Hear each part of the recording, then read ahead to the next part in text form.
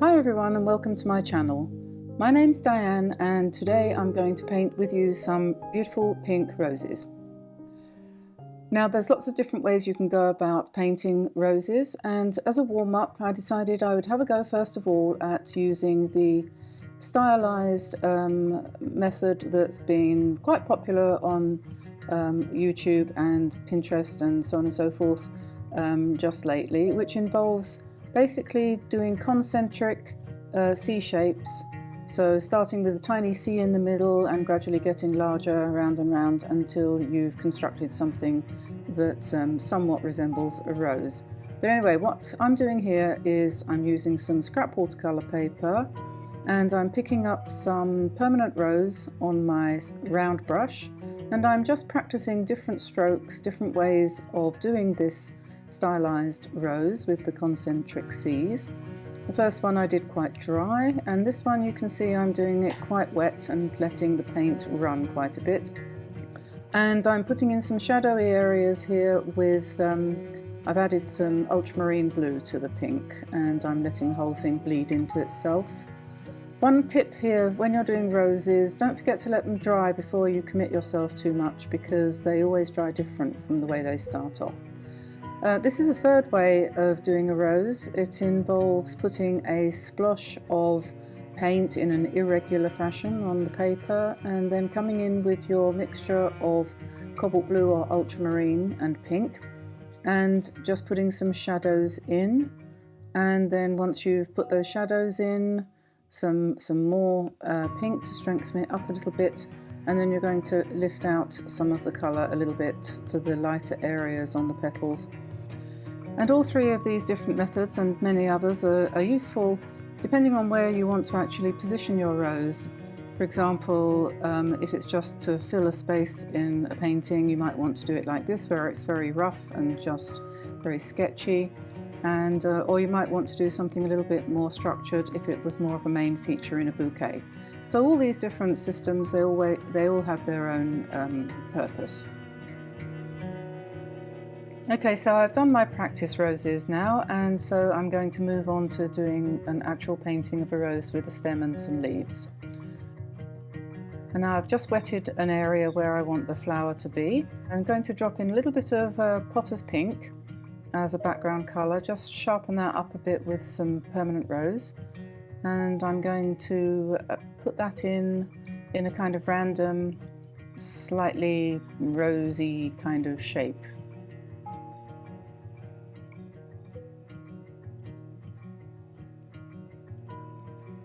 Avoiding anything that looks remotely like doing concentric C's. Now I'm coming in with some ultramarine and permanent rose, which is my shadow colour.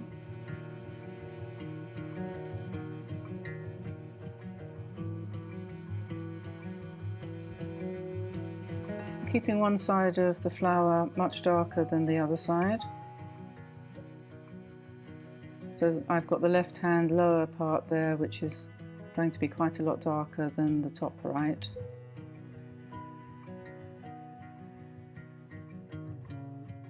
Of course, it does help if you have an actual rose to paint from as an example. Unfortunately, our roses aren't out yet. I'm using a number 7 or 8 round here for this. You could do it with a bigger brush if you had a bigger piece of paper and you were painting a bigger rose. And I'm just continuing to add shadow and vary the colours as much as I can, trying to keep as much of a rose shape as I can. I will have to lift out some of the colour as we go on to bring back some of the lights, because I'm doing this wet in wet. So we'll just have to work on it and see how it goes.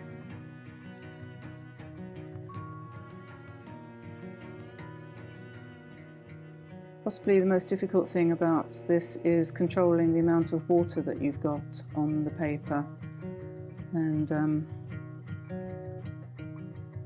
allowing the paint to move in the water. Now I'm lifting out some of the colour to restore the lights.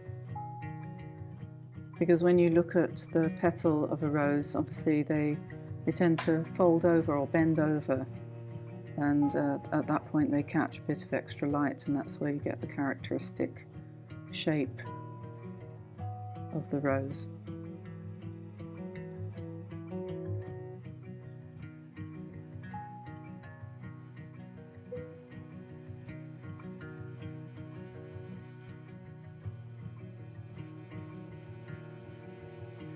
It's only practice that can make this work really well, because you've got to learn how to time things and let things sit and move in their own way. And the more you interfere, sometimes the worse it can be. So this is something to actually just keep on doing more and more of them. Eventually you'll be happy with what you do. At least, hopefully, you will eventually be happy with what you do. But there will be many which will go too far or not far enough. And that's the way it is with watercolour painting, I'm afraid.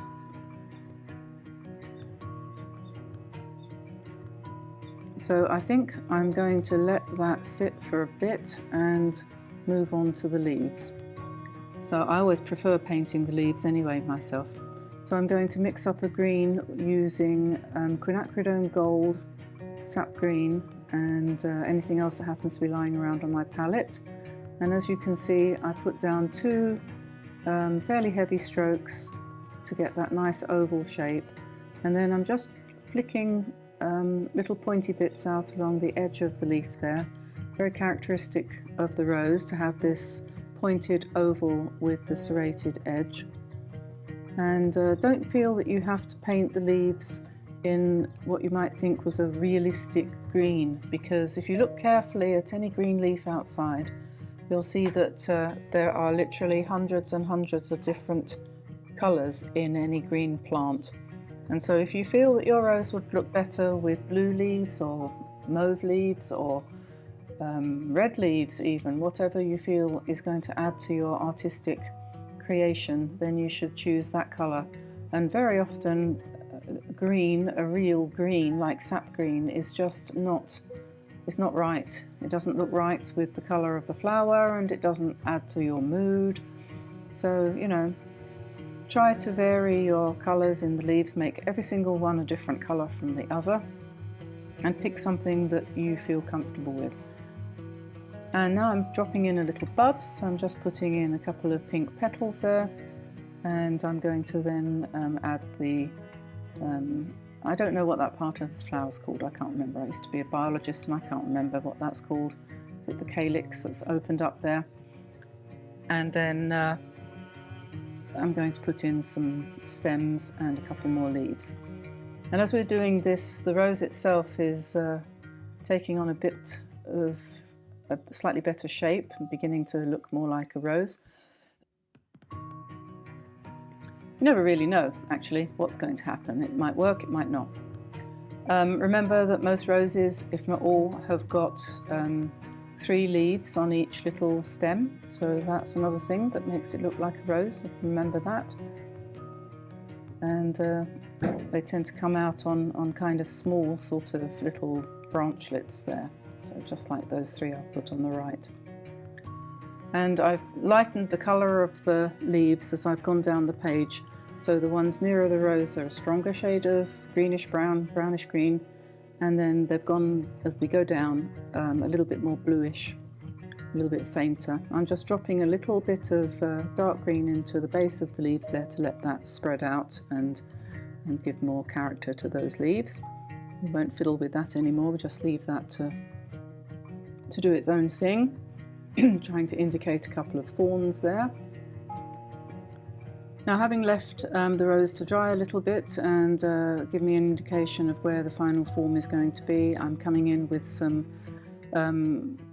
ultramarine mixed with permanent rose to give me my shadow colour, and trying to stick to just 2 colours for this rose, because really it's much cleaner if you don't mix too many colours, and you're going to get a better effect. So permanent rose ultramarine, and then for the leaves, quinacridone, gold, and probably mostly ultramarine, to be quite honest, was the colours for the leaves. And then you get a very harmonious effect because you've got the same colours in the flower as you have in the foliage, so the whole thing links together. And that's something to, if you want your work to look, what's the word, coherent, you know, unified, that's a better word, then that's one thing to bear in mind that you can do.